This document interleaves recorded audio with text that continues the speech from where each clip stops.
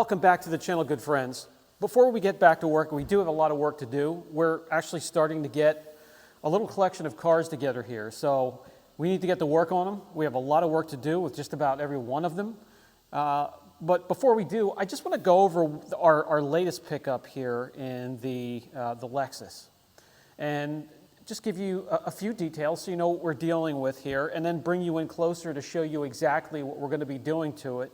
There is a lot to do, so we're going to get a ton of content out to you guys just with this one alone. So let me break this down. The shop manager is ready to go home for the night, but I just did want to give you some details. The Lexus LX 470 had a few models before this one, 2002 to 2005. It had the V8 in it, but it was only pushing out 230 horsepower. It did have a refresh, a little bit inside, a little bit outside, but mostly on the engine that pushed it to 275 horsepower. And I will get into the details when we pop the hood here a little bit. Friends, the off-road enthusiast group, they're in love with the Toyota Land Cruiser 80 series. And this is the 100 series, and this is pretty much basically a Land Cruiser with a Neiman Marcus decent suit on it, inside and out. Some improvements, more comfort, but the drivetrain, slightly improved, is crazy, crazy reliable. The almost bulletproof 4.7 liter, 4.8 liter V8 is almost indestructible if you maintain it.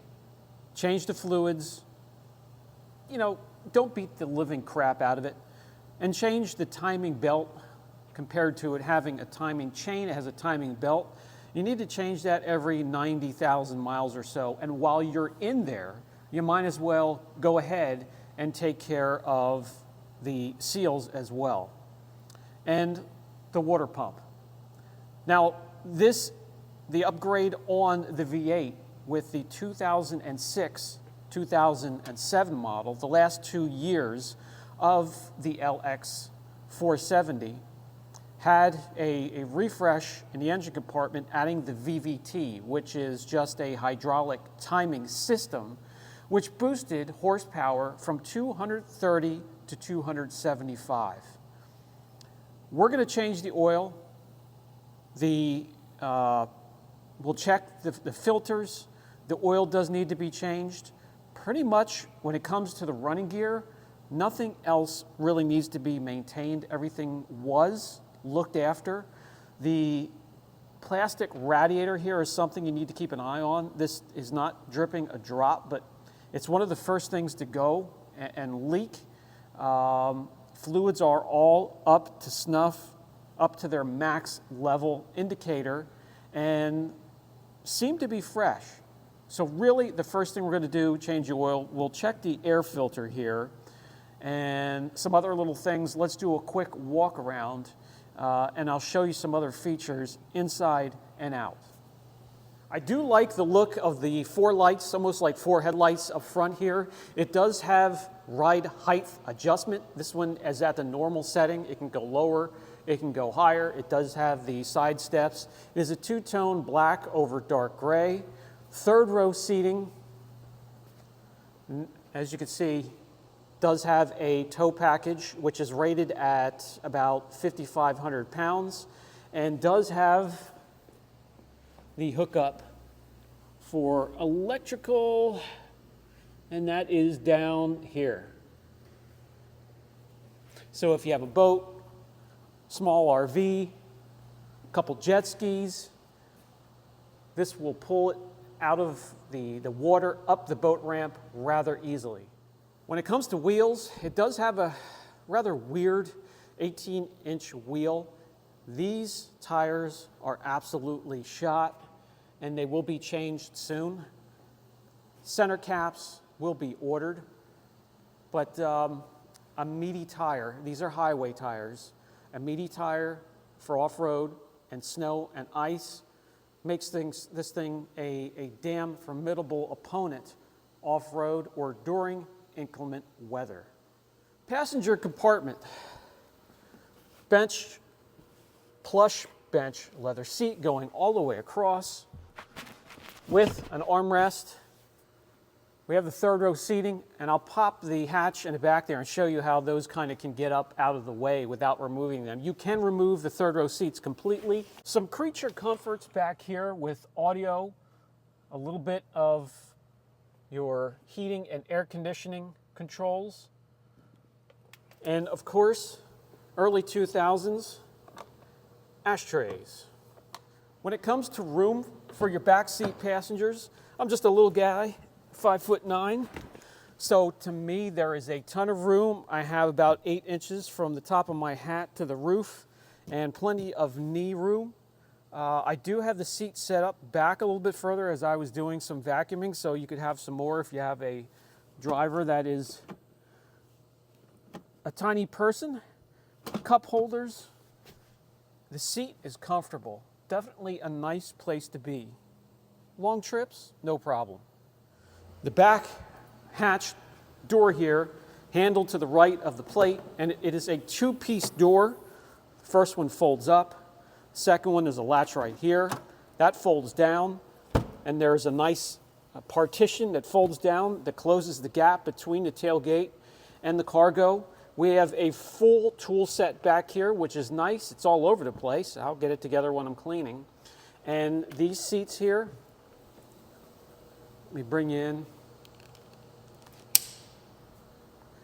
These seats here, you can remove them or you can fold them forward and lift it up out of the way and have a little bit more room storage, and probably even be able to fold the second row forward and have more. I'll check that out, look into it closer as we get to the cleaning portion of this.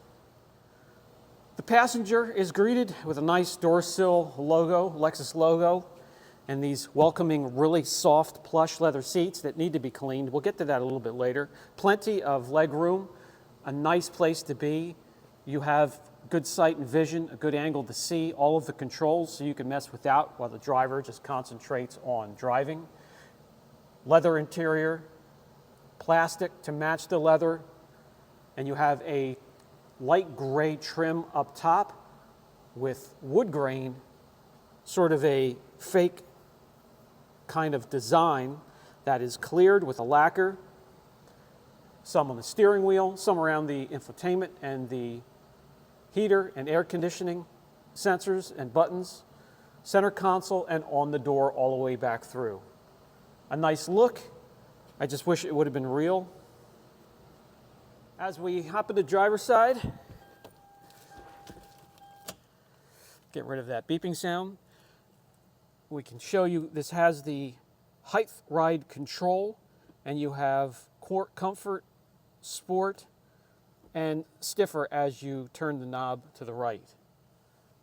Four-wheel drive, you have four-wheel low, third gear, fourth gear, and overdrive.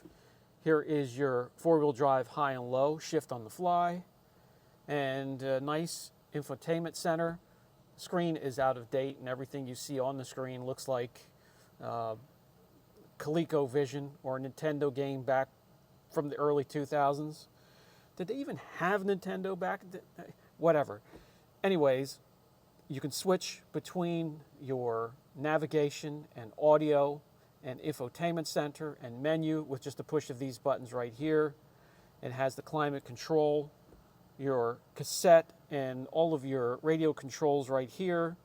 You have some rear AC and heating controls down below here, four-wheel drive button, and some more controls over here. Seat warmers, the buttons for up front here, the buttons for rear vented here and here. And then you have your mirror control and also your memory seats. School key, but they started to incorporate the lock and unlock button and panic. So it's a key/fob. These tires wore down, a little bit towed in, dry rot, cracking, unsafe. They need to go. We're going to do something about that this afternoon if possible. right, we're going to run this over to the tire shop for some new sneakers, from new tires, and I'll give you my experience driving it. I've never driven one of these, and part of the lure and the excitement of picking these vehicles up is because I haven't experienced a lot of these yet, and that is the goal, to pick up vehicles I haven't owned before and maybe drive them for a little bit, experience them in weather events and see how they perform.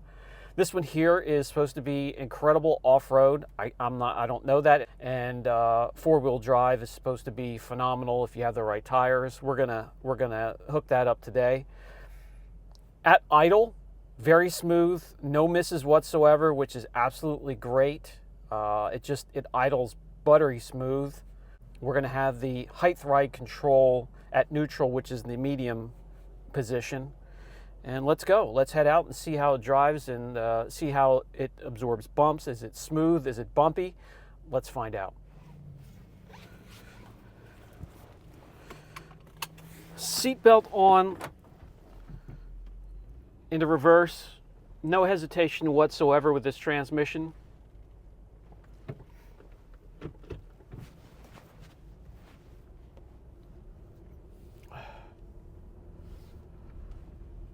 And that goes for both reverse and drive. The steering so far seems to be nice and smooth. At 275 horsepower, it pulls out and gets up to 60. If you need to pull out quickly in traffic, in a line of traffic, it will do that. It's not the most powerful thing I've ever driven. 275 horsepower is quite a bit more than the 230 horsepower that the 05 and older had. So this is a nice step up with some more power. Now the steering is nice and straight, and if you let go of the steering wheel, it will run straight, but it's cocked a little bit to the right, so it does need alignment. When you go on the brake as well, the steering wheel doesn't shake or shimmy, which is a good sign that the rotors aren't warped. So far, so good. The seat is comfortable, many positions, nice and soft, and the grip on the steering wheel with this wooden trim is a nice, solid feel to it. I do like that.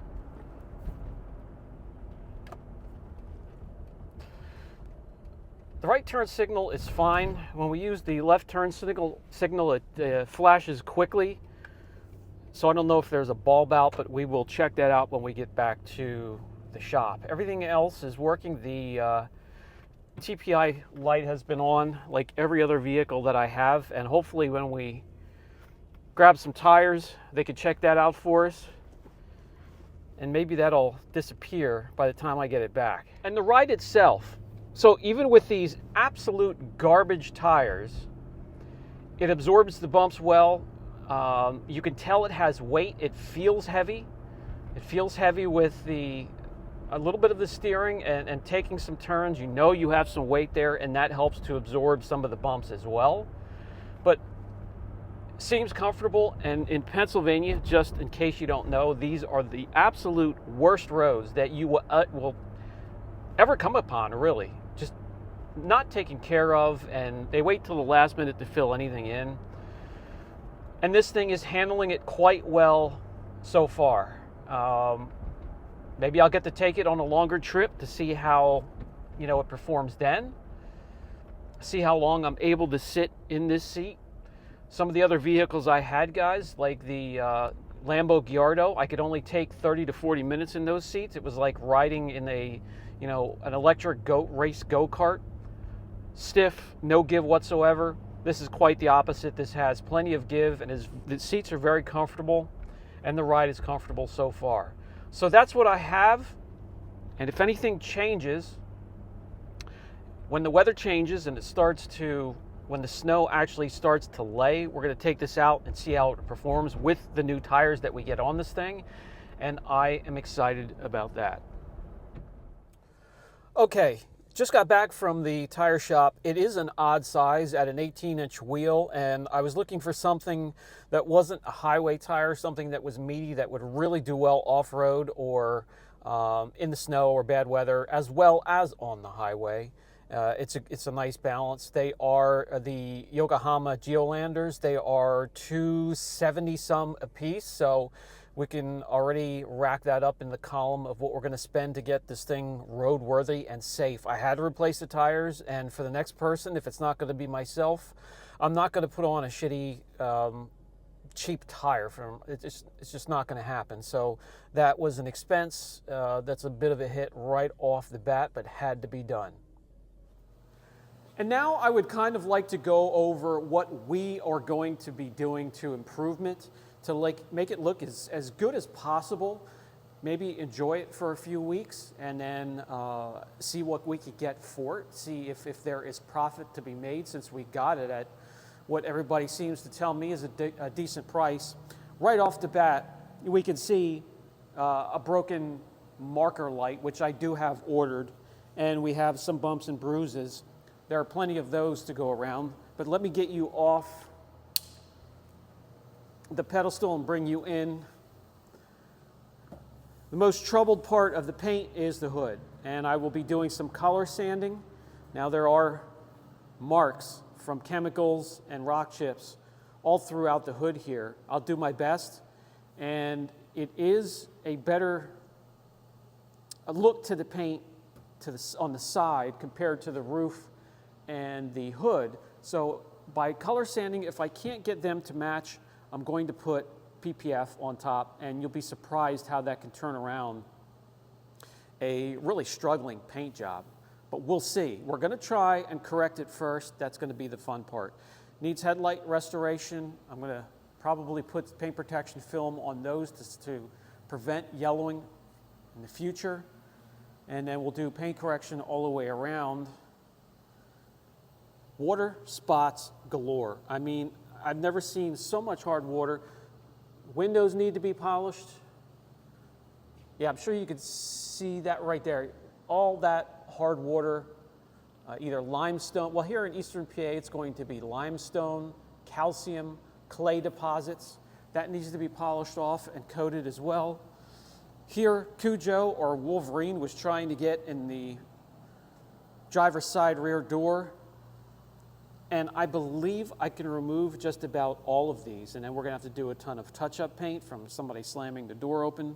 It's a shame somebody was not aware of what they had and kept it a little bit nicer, but that's okay. We're going to take care of that. We're going to take care of this as well. We're going to clean up all of the badges so we can do paint correction and remove all of this stuff, all of that. More swirls, hard water. This paint really, there's room and so much potential. I'm excited to get started on the paint. The center caps are ordered. Center caps, $48 for all four. They look like new in the pictures, but who the hell knows by the time you get them. The back light here, $114 delivered to the front door. And let me see, what else do we have? When it comes to the exterior, we do have some damage on the mirror, so we'll do the best we can with some color sanding and polishing. Let's hop inside and I'll show you some of the issues we want to take care of in there. We have just good old wear and tear and sun damage and damage from body oils and makeup. No problem. I can replace that. I'll find that somewhere. Maybe a U-Pull-It or Evil Bay. We'll see what happens. The leather seats need to be cleaned big time. Some stains on the floor there. We're going to take care of that. We're going to repair this area right here in the middle. Not a problem. What's nice is the faux wood grain trim is in great condition, not cracked anywhere. Just maybe could be polished here and there, but is in good shape all the way around. Up front, again, needs to be cleaned. The armrest here can be brought back. This I'm going to replace. As you can see right here, you pop that off, take a bolt off, and you can replace those easily. You just have to find one that is near the same color. Not a big deal. I did want to mention it does have the Mark Levinson stereo system. Sounds decent for the year. Oh, another thing we need to address, the hood latch is disconnected. Back here, Cujo, and that wasn't her. She's a good girl. She wouldn't do that. Tried to chew its way out of this vehicle, and even, I don't know what the hell was going on here, but it has to be fixed. So we'll do that. But the seat's in great shape. I am just so thankful that Fido wasn't hungry for the back of these seats, if this is where it rode, and really left these alone. So the rest just needs to be clean. Over on the other side there, again, the top of the door where you rest your arm, no problem. We can take care of that. Repair it or replace it. A huge problem on some of these, the frame can become just incredibly rusted. Decent shape for this one. Some of the joints where things are welded together, there's a little bit of bubbling, a little bit of very light surface rust. I'll scrape that away and use the Eastwood rust emulsifier. Take care of that, no big deal. And it does need to be aligned. No other mechanical issues so far. All right, guys, that's going to do it for this video. I did order some things, so we're going to let some time go by and let some of the stuff we ordered come in. And we do have to take care of the issue with the tires. I may have to order them because there are only 3 or 4 different types of tires available for it with that 18-inch wheel. So we'll have plenty of time to jump back on some of the other ones. There's 1 or 2 that are very close to being able to ship out the door. Send it on its way, send it down the road, sell it. I will address that here in the videos. Maybe one of you guys wants to pick one of these up. Completely up to you. I will sell to any individual, or I'll maybe even run it back through the auction. I know the Cadillac I'm probably going to run back through the auction with all the miles that it has. It's just, I mean, I still think it has plenty of life left, but for the right individual. Catch you in the next video.